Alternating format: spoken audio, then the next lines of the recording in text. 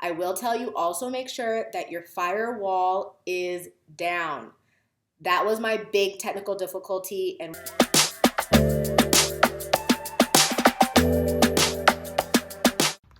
thank you so much for choosing this video of all the videos to learn more about the PMP.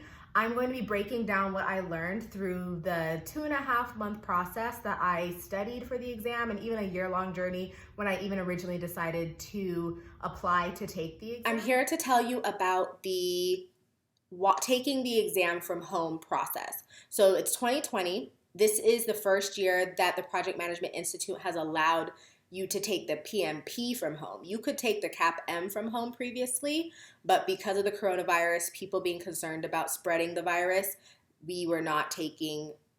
people were given the option to not take the exam at a testing center. So I went ahead and decided to take it from home. I was very excited about that. I picked out my cute pajamas and I was just ready to rock and roll. But anyways, that was derailed, but I'm able to share with you my experience, so it was not for nothing. So what I did was I went onto the Project Management Institute website and I selected that I wanted to take the exam from home. Then they provided you with a calendar. The calendar highlighted what days they had available for at-home testing, and because it's a globally recognized certification, people are taking it from all over the world. So you can pick any time of the day, especially if you're working from home or you're at home when you're taking this exam. You live with other people. If 2 in the morning is the best time to take the exam, you can take the test at 2 in the morning. So I, of course, have a little bit more control over noise in the house. So I could take the exam I took the exam, I think, at 7 a.m. in the morning. So I went ahead and got a great night's sleep before. And leading up to the exam, they also ask that you test your computer. You make sure that the software works on your computer, the audio works on your computer, the speaker works on your computer, and then you also make sure that the video camera, the webcam, is working on your computer as well.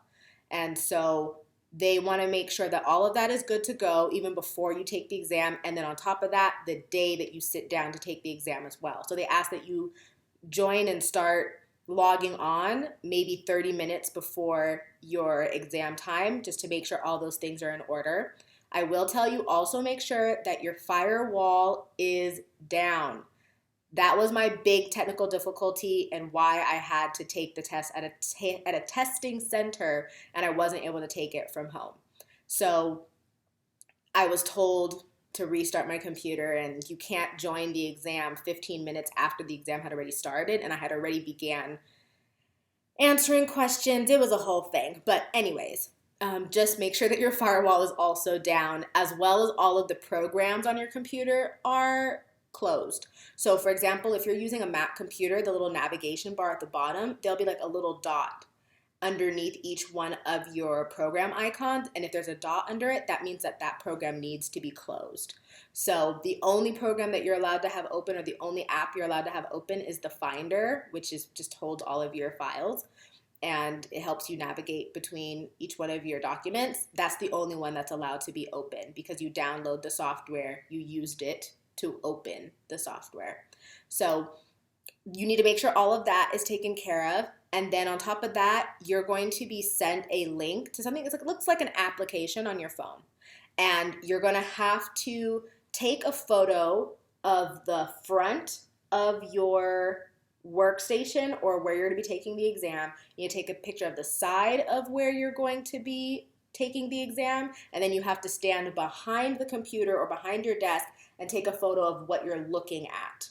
So they have an idea of what's going on. Like, do you have answers behind a photo album? Do you have, answers on a water bottle, little things like that. And I asked them if I could also have a water bottle. So I have like this big jug here, and they said it was fine. So just making sure that there's nothing on your desk and that there's nothing that could give you the answers within the room that you're in.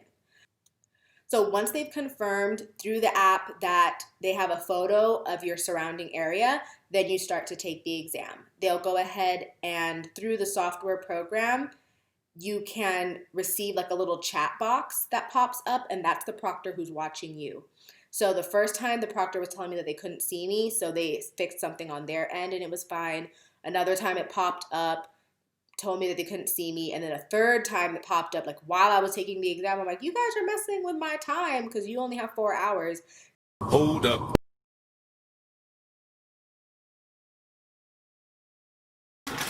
Carry on. To take the test. So she popped up and told me that she couldn't see me, and that's when she asked me to restart my computer, and that is when I got kicked out of the program and could not continue taking my exam.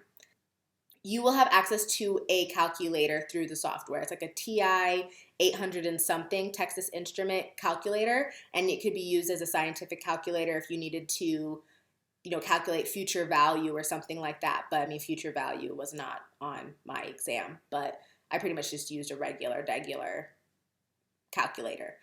So that's as much as I know about taking the exam from home. I hope that's helpful. And I'm also going to do a video on taking the exam at a testing center. So I have the full experience, not just 10 minutes, the full experience of taking the test at a testing center. So if that's something you're considering, feel free to check that video out, and I hope that's helpful.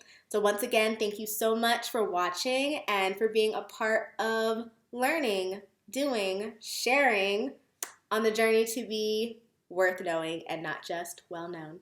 All right, thank you so much.